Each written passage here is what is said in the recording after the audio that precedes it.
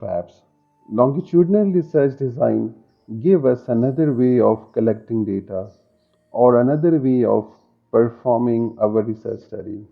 So in this research, the same individuals are measured more than one time, and the time period between the measurement is long enough that changes in the variables of interest could occur. कि इसमें हम individual से data बार बार लेते हैं, same individuals हैं, we have to approach them again and again, and we collect data from them more than one time. So it is not a one shot study or one time study. It is a study which continues for a longer time, and therefore it's called longitudinal research design. That's a long study. It's a study that has a long duration. And remember that the time period should be long enough. अब ये भी नहीं है कि हम हर रोज़ data collect कर रहे हैं. So we have to give particular gap और पर्टिकुलर ड्यूरेशन, ताकि उस पर्टिकुलर ड्यूरेशन में we can also see the change. अगर हम किसी इंडिविजुअल से हर रोज़ डेटा कलेक्ट कर रहे हो, then we will not be able to find the change in that particular variable that is of interest to us. Therefore we should give particular time, we should give particular gap, ताकि उस particular time में, उस gap में वो change register हो जाए. And then we come and we collect the data from the individuals and we see that whether there is a change or not. अगर change नहीं आया, then we can record that there is no change, and if the change has occurred, so we can register that particular change.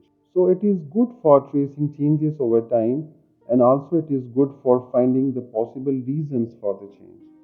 क्योंकि इसमें हम data individual से बार बार ले रहे हैं, we are approaching them again and again, so we can find the change, we can trace the change, or we can track the change with time, and we can also then assign reasons, that what are the reasons that have or that may have affected that particular change. So remember that a longitudinal study studies a single group over a period of time.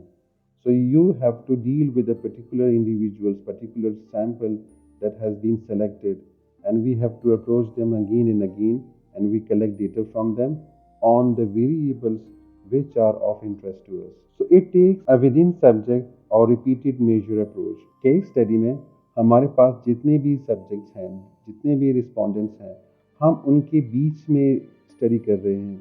We are studying each individuals, and therefore it's called within subject. And because we are repeating it again and again, we are approaching the sample and we are repeatedly collecting data. So it's also called repeated measure approach. इसकी examples को देखते हैं.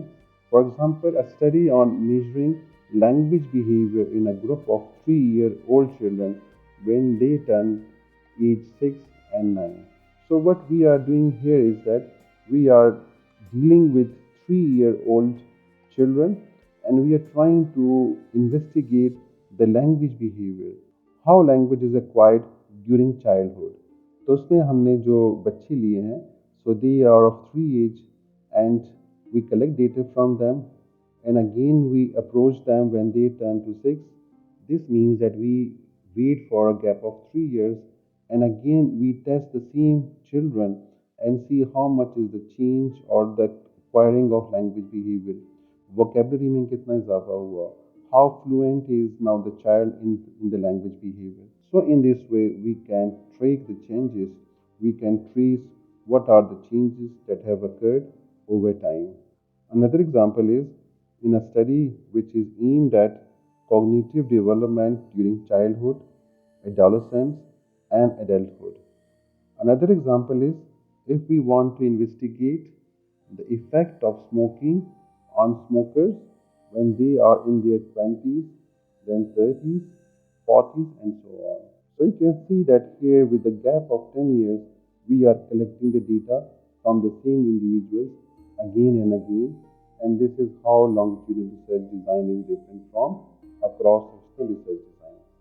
We can see a difference between cross-sectional and longitudinal study in this figure. So in cross-sectional study, we have all the population, and we just collect data from the individuals only once. So we are just focusing on the individuals only ones that we have selected in our sample. While in the longitudinal study, we trace the individual. We collect data from the individual during different phases of his life.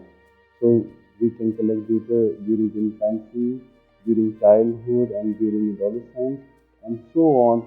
We are tracing and we are following the individual during different phases of life, and we are focusing on the particular trait within the individual. So we are focused on the individual and collecting the data again and again. What are the problems in longitudinal research design?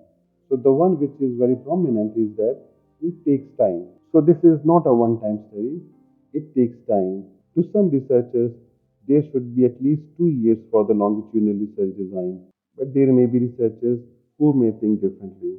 The second problem in longitudinal research design is the cost of time, resources and effort.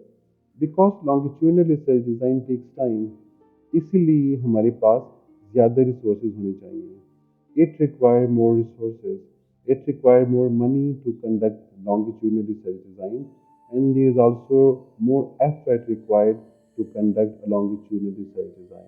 Another problem is the problem of attrition. So attrition is when a large number of participants drop out of the study, and therefore the group completing it may be very different from the group starting it. और ये हमारे पास उन studies में होता है जहाँ पे हमारे पास ज़्यादा ड्यूरेशन इन्वॉल्व है. And this problem is more prominent when the duration of the study is longer. For example, if we are collecting data after every 5 years or after every 10 years, so it's a long gap, and because of this, many individuals will drop out of the study. और drop out के लिए भी काफ़ी हमारे पास reason हो सकते हैं. उसमें मोर्टेलिटी भी हो सकती है वेयर द इंडिविजुअल्स डाई, और they may fall to different kind of disease, और they may themselves quit the study, or they may move to another location. So maybe we start with 100 individuals, and at the end of the study, we are left with only 10 or 5. Let us look at this example to understand the attrition problem. If we are doing a research on the effect of age on IQ, कि IQ age के साथ किस तरह vary करता है. So if some people with low IQ die or quit the study, so the final group may have high IQ people left, and therefore our group has slightly changed from our initial group in which it was balanced, and now we have a dominance of people with high IQ. Another problem in longitudinal research design is that of ethical problem.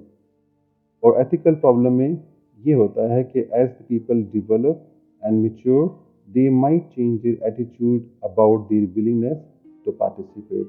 So it may happen that the people get bored of the study, or they get mature, or they think that it's not right for them to participate in the study for any reason. So they will use their ethical right and they will quit the study, and we cannot force them to join the study. और ये अक्सर होता है कि when we are collecting data from individuals when they are in their childhood, so when they keep maturing and they turn to adulthood or they turn to adolescence, so they quit the study for any reason, and we will not be able to force them to join the study.